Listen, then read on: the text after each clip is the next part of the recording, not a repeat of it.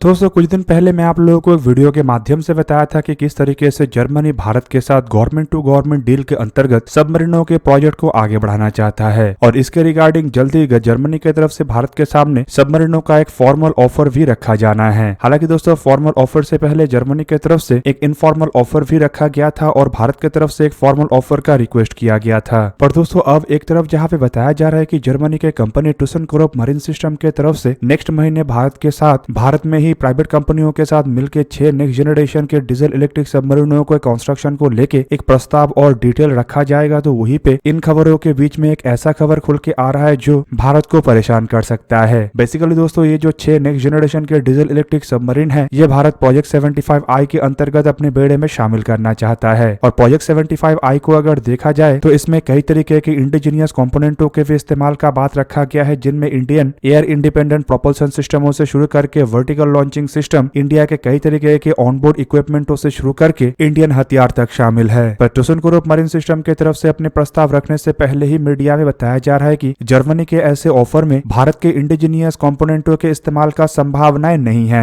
मतलब जर्मनी की तरफ से अपने सबमरीनों में भारत के इक्विपमेंटों को इंस्टॉल करने नहीं दिया जाएगा। मतलब अब तक भारत की तरफ से सबमरीन रिलेटेड जिन इक्विपमेंटों का डेवलपमेंट किया गया है, चाहे वो एयर इंडिपेंडेंट प्रोपल्सन सिस्टम हो, नए बैटल मैनेजमेंट सिस्टम हो या अन्य कोई भी सिस्टम, ये शायद इन सबमरीनों में ना लग सके। अब दोस्तों देखा जाए तो पहले प्रोजेक्ट 75I से जर्मनी ऑलरेडी अपने आप को विड्रॉल कर चुका है और तब विड्रॉल के कारण के रूप में बताया गया था कि इन सबमरीनों को जर्मनी के द्वारा जिन प्राइवेट कंपनियों के साथ मिलकर भारत में बनाया जाना है उसके डिले का रिस्पॉन्सिबिलिटी भी जर्मनी को उठाना है। बेसिकली दोस्तों ये जो 6 सबमरीन है ये भारत में जर्मनी के कंपनी की मदद से मजेगांव डॉकयार्ड लिमिटेड और LNT कंपनी में बनेगा। 6 सबमरीनों में से 4 सबमरीन जहाँ पे मजेगांव डॉकयार्ड लिमिटेड में बनाया जाएगा, तो वहीं पे बाकी के 2 सबमरीन LNT के शिपयार्ड में बनेगा। पर जर्मनी इन सबमरीनों में अगर भारत के इक्विपमेंटों को इस्तेमाल किया जाता है तो डिले का रिस्पॉन्सिबिलिटी नहीं उठाना चाहता है। जर्मनी का कहना है कि भारत के द्वारा बनाया हुआ इक्विपमेंटों को इसमें इस्तेमाल करने से इन सबमरीनों को लंबे ट्रायल से गुजरना पड़ेगा और भारत की तरफ से अगर सबमरीनों के इक्विपमेंटों के सप्लाई में डिले किया जाता है तो इसका रिस्पॉन्सिबिलिटी जर्मनी क्यों उठाए। दूसरी तरफ दोस्तों खाली ट्रायल ही नहीं बल्कि इसके सर्टिफिकेशन को भी जर्मनी को करना पड़ेगा और दोस्तों ये एक टाइम टेकिंग प्रोसेस है। इसी कारण जर्मनी का कहना यह है कि अगर डिले के रिस्पॉन्सिबिलिटी जर्मनी के कंपनी उठाएगा तो इसमें भारत के कंपोनेंटों को इस्तेमाल नहीं किया जाएगा। अब दोस्तों ये भी एक तरीके से सही बात है कि अगर भारत के कंपोनेंटों के लिए सबमरीनों के प्रोजेक्ट डिले होता है तो रिस्पॉन्सिबिलिटी जर्मनी की तरफ से क्यों उठाया जाए। और ऑलरेडी अगर देखा जाए तो भारत के डिफेंस प्रोजेक्टों के लिए ऐसे डिले एक बहुत बड़ा श्राप बना हुआ है। दोस्तों लगातार जिस तरीके से एक के बाद एक प्रोजेक्ट कुछ ना कुछ कारणों की वजह से डिले हो रहा है, इस कारण कई सारे विदेशी कंपनी भी भारत के डिफेंस प्रोजेक्टों में अपनी भूमिका और उसके प्रोग्राम शेड्यूल को लेकर थोड़ा बहुत चिंतित भी है। प्रीवियसली इंडियन नेवी के लिए बनाए हुए सबमरीनों के प्रोजेक्ट को अगर देखा जाए तो प्रोजेक्ट 75 जिसे कि कल्वेरी क्लास के सबमरीन कहा जाता है वो भी एक लंबा डिले का शिकार बन चुका है।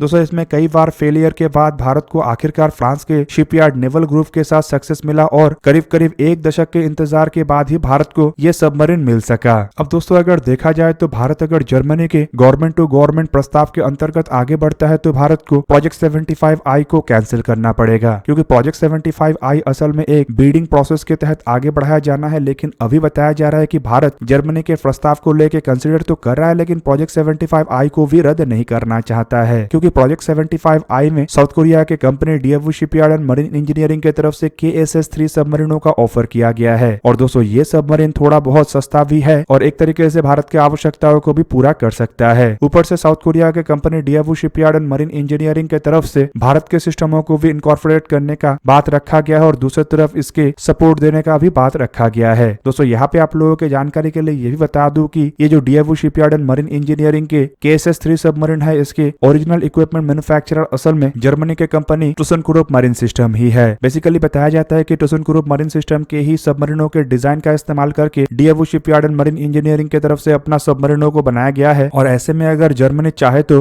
DFU शिपयार्ड मरीन इंजीनियरिंग के लिए भारत के प्रोजेक्ट में एक बहुत बड़ा बाधा बन सकता है। फिलहाल दोस्तों अगर देखा जाए तो जर्मनी के जो सबमरीनों का ऑफर है ये भारत के लिए इसीलिए भी महत्वपूर्ण है क्योंकि प्रोजेक्ट 75I के अंतर्गत कई सारे देश अपने आप को ऑलरेडी प्रोजेक्ट से विड्रॉल कर चुका है, जिसमें ऑलरेडी प्रोजेक्ट 75I से जर्मनी तो अपने आप को विड्रॉल किया ही है, साथ में दूसरी तरफ अगर देखा जाए तो भारत के जरूरतों को पूरा करने का क्षमता न होने के बातों को रखते हुए रशिया और फ्रांस भी अपने आप को प्रोजेक्ट से विड्रॉल कर चुका है। स्पेनिश शिपयार्ड की तरफ से भारत को जो S80+ क्लास के सबमरीनों का ऑफर किया गया है इसमें अब तक air independent propulsion propulsion system नहीं लगा है, जिसके कारण ये संपूर्ण रूप से भारत की आवश्यकताओं को पूरा नहीं कर सकता है। फिलहाल दोस्तों भारत के सामने प्रोजेक्ट 75I के अंतर्गत जितने भी ऑफर है उनमें केवल मात्र कोरियन शिपयार्ड के KSS-3 सबमरीन ही एक ऐसा सबमरीन है जो ऑपरेशनल एयर इंडिपेंडेंट प्रोपल्शन सिस्टमों से लैस है। हालांकि जर्मनी के पास भी इतना क्षमता है कि वो भारत की आवश्यकताओं को पूरा कर सके, क्योंकि जर्मनी के पास भी operational air independent propulsion system वाले सबमरीन है। मतलब दोस्तों अगर देखा जाए तो भारत को अगर अपने अंडर वाटर कैपेबिलिटी को मजबूत करना है तो जर्मनी के ऑफर के साथ आइदर आगे बढ़ना पड़ेगा या फिर प्रोजेक्ट 75I को लेके भारत को और इंतजार करना पड़ेगा, ताकि तब तक रशिया या फ्रांस किसी के तरफ से अपने एक ऐसे सबमरीन को तैयार कर लिया जाए जो भारत की आवश्यकताओं को पूरा कर सके, या फिर स्पेनिश शिपयार्ड के जो S-80 क्लास के सबमरीनों को फिलहाल बनाया जा रहा है जिसमें कि पहली बार की तरह एयर इंडिपेंडेंट प्रोपल्शन सिस्टम लगेगा, वो तैयार हो जाए। दोस्तों अब तक अगर देखा जाए तो इसे एक बहुत बड़ा खबर के रूप में देखा जा रहा था कि अगले महीने ThyssenKrupp मरीन सिस्टम भारत के सामने अपने सबमरीनों के एक फॉर्मल ऑफर रखेगा। पर अब जो ये खबर खुल के आगे आया है, ये इंडियन नेवी के अंडर वाटर कैपेबिलिटी को मजबूत करने के लिए एक बाधा बन सकता है और इंडियन नेवी के लिए एक चिंता का कारण बन सकता है। पर वहीं पे दूसरी तरफ अगर देखा जाए तो इंडियन एयरफोर्स की क्षमता या फिर कहे तो रिमोट पायलट एयरक्राफ्टों की क्षमता को बढ़ाने को लेकर एक बहुत ही बड़ा खबर आ रहा है। बेसिकली ये खबर है भारत के एक प्राइवेट कंपनी की तरफ से अनमैन्ड एरियल सिस्टमों के लिए बनाए गए एक कैमरा, और अब बताया जा रहा है कि इंडिया के एक स्टार्टअप DV2JS के द्वारा IDEX मतलब इनोवेशन फॉर डिफेंस एक्सीलेंस को जीतते हुए इंडियन एयरफोर्स से एक बड़ा कॉन्ट्रैक्ट को हासिल किया गया। और दोस्तों ये कॉन्ट्रैक्ट है गगन नामक एक कैमरा का। भारत के स्टार्टअप्स की तरफ से रिमोट पायलटेड एयरबोर्न व्हीकल के लिए एक हाई रेजोल्यूशन कैमरा का डेवलप किया गया है, जिसका नाम दिया गया है गगन कैमरा। और दोस्तों ये 95 मेगापिक्सल के CMOS इमेज सेंसिंग टेक्नोलॉजी से भी लैस है। और दोस्तों भारत के स्टार्टअप्स की तरफ से ये जो कैमरा को निर्माण किया गया है ये काफी मॉड्यूलर और कॉम्पैक्ट है, जिसके कारण इसे हाथ से भी कैरी किया जा सकता है और छोटे आकार के ड्रोन और अनमैन एरियल व्हीकलों में भी इसे लगाया जा सकता है।